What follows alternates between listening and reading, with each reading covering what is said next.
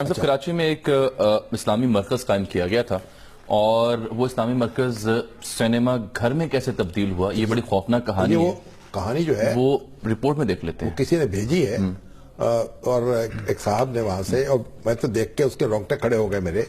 مجھے لگا کہ یہ پاکستان اسلامی جمہوریہ پاکستان کی کہانی ہے کہ کس عزائم کے ساتھ یہ قائم ہوا تھا اور ہوا کیا، پھر ہم نے کیا اس کی درگت بنائی اور اب اس کا کیا نقشہ اس وقت بنایا ہوا ہے۔ یہ ٹی وی سکرین پر آپ بھی دیکھیے، یہ اسلامی مرکز سینٹر کے ساتھ ہوا کیا، سنائیے۔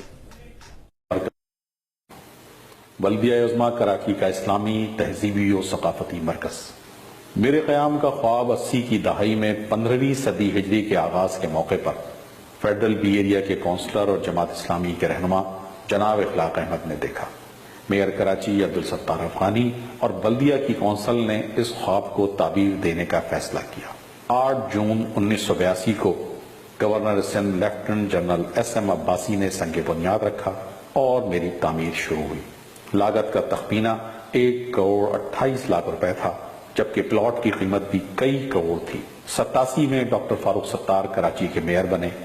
میں ان کی ترجیحات میں شامل نہیں تھا۔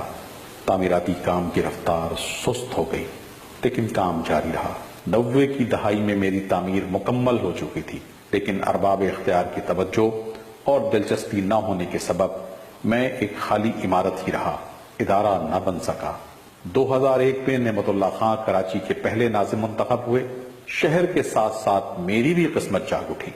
انہوں نے فیصلہ کیا کہ میری تعمیر کے مقاصد کو پورا کیا جائے، میری عمارت پر ایک عظیم الشان مرکز قرآن و سنہ قائم کیا جائے۔ اس حوالے سے سٹی کونسل نے کئی اہم قراردادوں کی منظوری دی۔ سٹی گورنمنٹ کی بجٹ میں خطیر رقم مختص کی گئی، میری تزئین و آرائش کروائی گئی۔ 2005 میں آڈیٹوریم کے لیے بیش قیمت کرسیاں خریدی گئیں اور اے سی پلانٹ نصب کروایا گیا۔ شہر کے معروف اہل دانش پر مشتمل گورننگ باڈی تشکیل دی گئی۔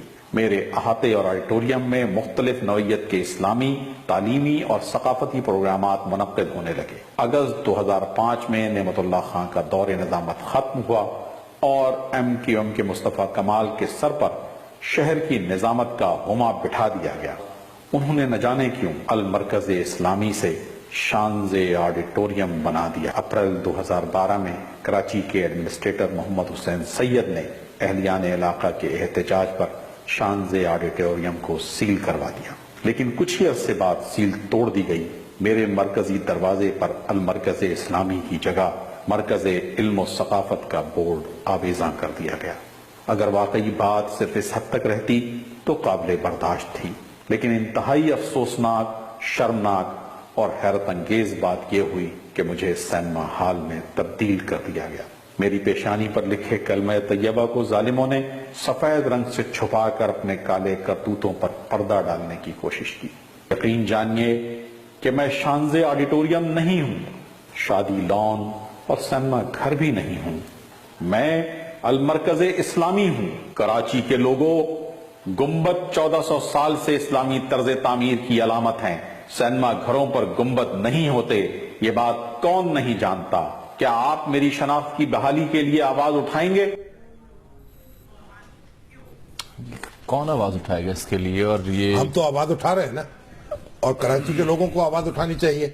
اور اگر سندھ حکومت یا متحدہ قومی موومنٹ کی طرف سے اس معاملے میں کی کوئی وضاحت کی ضرورت محسوس کی جائے تو حاضر ہیں ہم ابھی پروگرام میں اپنی وضاحت پیش کرتے ہیں، لیکن اور ان پر لازم ہے کہ وہ بتائیں کہ یہ ساری حرکت کیوں کی گئی، ایک اسلامک سینٹر جو ہے اس کو سنیما ہاؤس میں تبدیل کیسے کیا گیا۔ ٹھیک ہے، اور یعنی یہ تو میں تو حیرت میں مبتلا ہوں کہ یہ بھی ہو سکتا ہے پاکستان کے اندر۔